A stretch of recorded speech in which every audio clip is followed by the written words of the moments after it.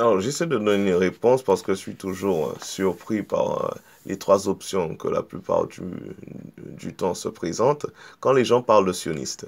Ils parlent de sionistes et ils parlent de port sioniste.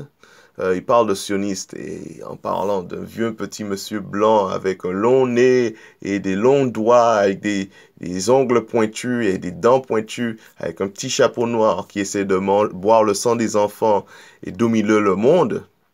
Et l'option C, ce sont des sionistes qui essaient de tuer les Palestiniens et prendre leurs terres et voler et coloniser. Ok. Maintenant, je suis sûr que la plupart de vous, vous n'avez jamais ouvert un dictionnaire pour voir ce qu'est un sioniste. Donc, je vais vous aider à voir ce qu'est un sioniste. Justement, en parlant de vos trois options. Option A, donc le sioniste, c'est un vieux porc, un cochon. Eh bien, si c'est un vieux porc, un cochon, c'est quoi? Oui, il est bien engraissé en mangeant la poubelle, en mangeant tout ce qui est rejeté, tout ce que les gens ne veulent pas. Donc, si le sioniste, c'est un cochon, ben, vous, vous l'en voulez pourquoi? C'est quoi vos problèmes avec le cochon? Il nettoie partout, il emmerde personne, il prend que de la poubelle, que de la merde. Son nez est toujours dans la boue à longueur de journée. Donc, comment ça se fait que le cochon vous dérange? Il est impur, il est insalubre. Et il mange la merde. Il mange la poubelle. Ça vous dérange qu'il nettoie pour vous? B. Un vieux monsieur blanc avec un long nez, des ongles et des dents pointues. Bon, je pense que vous, soi-disant, vous essayez de catégoriser le sioniste en disant que c'est les Rothschild et les banques qui volent et qui essaient de contrôler le monde et ainsi de suite. Mais figurez-vous que ce que vous appelez sionistes ont été rejetés de plusieurs pays à plusieurs reprises. Toujours, ils sont persécutés. Maintenant, vous allez dire, ah oui, c'est leur faute. Ça prouve bien qu'ils essaient de dominer le monde. Mais ils essaient de dominer le monde. Ça fait longtemps qu'ils essayent. Et pourtant, n'ont pas réussi jusqu'à maintenant. Ils sont chassés de tous les pays. Oui, vous allez dire, oui, ça prouve qu'ils sont maudits, qu'ils sont méchants. Eh bien, ils sont chassés. Ils sont toujours là, de un, donc ils ne sont pas forcément maudits, comme vous dites, hein, puisque sinon ils auraient été exterminés il y a longtemps. Ils sont plutôt bénis, protégés. Et oui, le fait qu'ils soient chassés de tous les pays, mais est-ce que vous avez des preuves comme quoi ils ont fait des guerres, ils ont fait couler du sang dans les pays où ils étaient? Non, aucune. Et vous dites que oui, ils essaient de dominer le monde, ben peut-être que vous vous trompez de personne.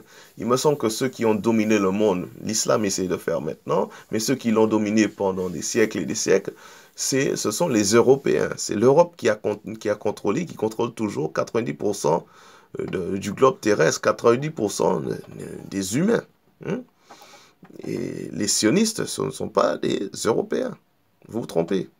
Maintenant, pour votre option C, qui est, ils essaient de détruire et de tuer les Palestiniens, c'est des voleurs de terre.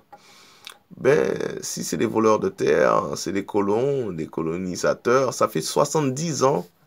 Et au lieu de prendre plus de terre, ils en perdent. Ils ont redonné Gaza, ils ont redonné le Sinaï. Hein. Il y a des soi-disant territoires hein, qu'ils ont redonnés. Donc, ils ne contrôlent même pas vraiment Jérusalem complètement. Donc, colonisateur, trouver un bout de désert au milieu d'un pays, au milieu de plusieurs pays arabes, mais vraiment, les sionistes ne sont pas très forts, ils ne sont pas très clairs, ils ne sont pas très nets dans la tête pour vouloir aller se mettre à un endroit où ils ont que des ennemis qui les entourent. Il y a sûrement un problème. Et ils n'ont pas pu prendre plus de terre, ils n'ont pas pu conquérir plus de pays aux alentours. Ils auraient pu peut-être aller en Amazonie, ça serait plus facile. Ils auraient pu peut-être aller dans d'autres pays en Afrique ou des petites îles. Peut-être que ça aurait été plus facile pour eux. Mais ils ont choisi une terre aride où il n'y avait rien. Une terre où à longueur de journée on les attaque, on essaie de les tuer. Vraiment, ces sionistes ne sont pas forts comme colonisateurs. Hein. Vraiment, 70 ans. Ils auraient pu longtemps tuer ou exterminer, comme vous dites, les Palestiniens. Mais ils ne l'ont pas fait. Il y en a de plus en plus jusqu'à maintenant. Alors, vos trois options, je les résume telles quelles. Prenez bien les adjectifs pour vous, comme vous ne connaissez pas ce qu'est ou ce que représente un sioniste. Donc, vous êtes idiot, stupide et insensé. Oui, je l'ai dit. Oui, vous l'êtes. Allez chercher dans un dictionnaire ce que signifie un sioniste. Et mieux, je vais vous aider.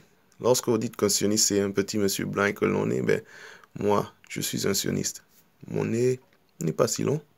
J'ai pas de longues ongles comme un petit monsieur qui boit du sang. J'ai la peau noire. Un sioniste, c'est quoi? Un sioniste est défini par les 153 versets dans la Bible. 153 fois, le mot sioniste et sion est mentionné. Je vais vous aider en vous donnant deux. Ésaïe 61 dit: pour la paix de Jérusalem, je ne me tairai point. Pour l'amour de Sion, je ne me tairai point. Psaume 122 dit: priez pour l'amour de Jérusalem, priez pour la paix de Jérusalem. Donc allez bien chercher ce qu'est un sioniste. Bonne soirée à vous, idiots, racistes.